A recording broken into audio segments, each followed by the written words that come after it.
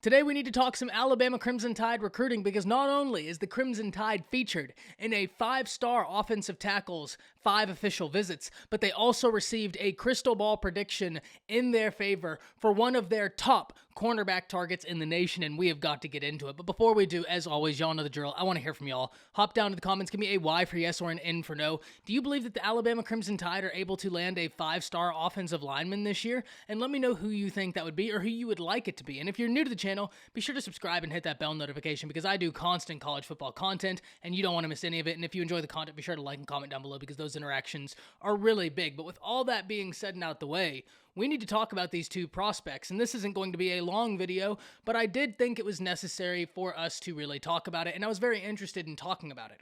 So first and foremost, the offensive tackle that has Alabama featured in their 5 official visits is 5-star offensive tackle Zach Rice. Now, we've talked about Zach Rice on the channel before. This kid is immensely talented. Every program in the nation wishes they were among these top 5 schools. Every program in the nation will continue to come after Zach Rice with everything they have, even after these top 5 schools have already received their visits. He is that talented. He is one of the most sought-after players in all of high school football, and his 5 official visits are the weekend of June 4th, he'll be Ohio State. June 11th, Virginia.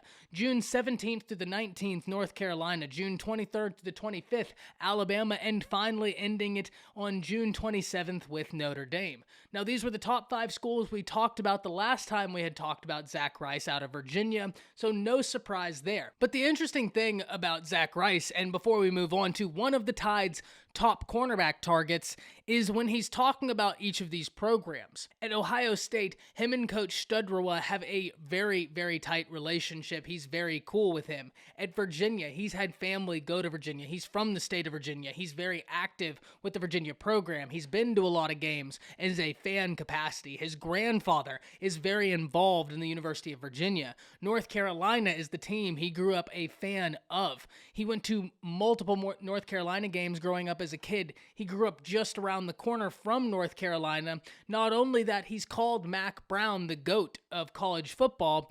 And then when you look at Notre Dame, he's called Notre Dame offensive line U. In fact, when you listen to what he said about Alabama, he said that Alabama hasn't really been in the picture since they won the national championship, and then they've built confidence with him.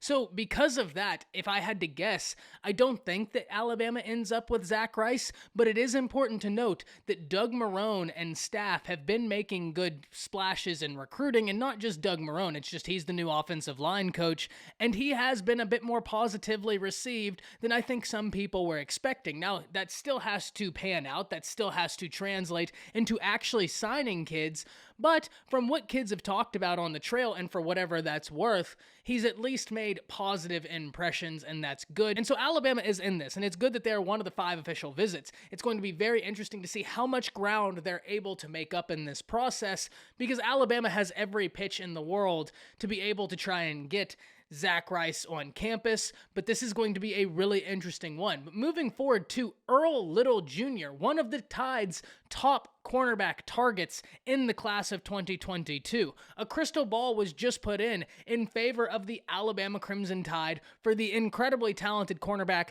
out of Florida. Now, Earl Little Jr. went to the same high school as Patrick Surtain, and even when Patrick Surtain was drafted, Nick Saban was on the phone with Earl Little Jr. A handful of prospects got a call from Saban that night, and those are the guys that he really has identified that he wants. A crystal ball put in for his favor is big for the Alabama Crimson Tide because they would love to continue that pipeline from American heritage to Alabama. They would love to continue that pipeline of Florida to Alabama. Both of those would be big successes, not even talking about the fact of adding in Earl Little Jr. Because when you look at who Nick Saban would like to get in this class, he's actively working to flip Damani Jackson. He's actively trying to get Denver Harris and pair that with Earl Little Jr. That right there could be incredibly devastating for opposing offenses, but it has to come together. Do I think it's likely that Alabama lands all 3?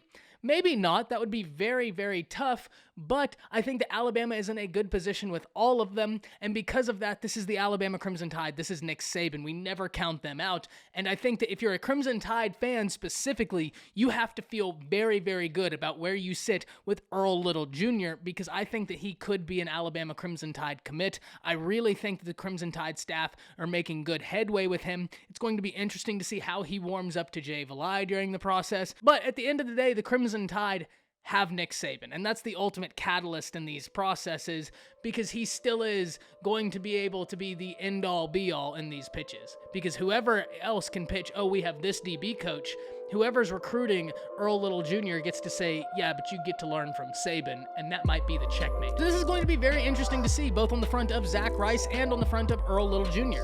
That's why I'm so intrigued, and I wanted to talk about this. Y'all hop down to the comments. Let me know first and foremost with Zach Rice. How do you think that the Tide are doing in that process? And then let me know, do you think that the Crimson Tide ultimately are able to land Earl Little Jr.? That's it. See ya.